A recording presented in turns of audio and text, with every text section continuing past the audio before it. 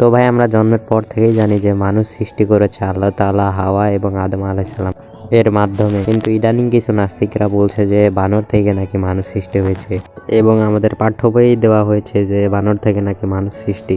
তো শিক্ষার মাধ্যমে মুসলিম ছেলে মেয়েদের ইসলামের পথ থেকে দূরে সরে নেওয়া যাওয়া হচ্ছে।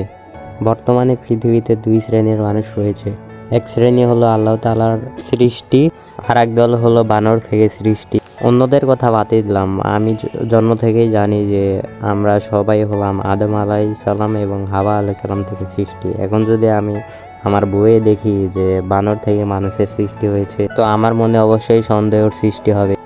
এরকম চিন্তা থেকে অনেক মানুষ নাস্তিকও হয়ে যেতে পারে। একটি দেশের শিক্ষা মেরুদণ্ডকে ভাঙতে সে দেশের একজন খারাপ শিক্ষামন্ত্রী যথেষ্ট। তো আল্লাহ তাআলা এইসব দিক থেকে আমাদের রক্ষা করুক আর আমাদের চিন্তাধারায় বরকত দান করুক।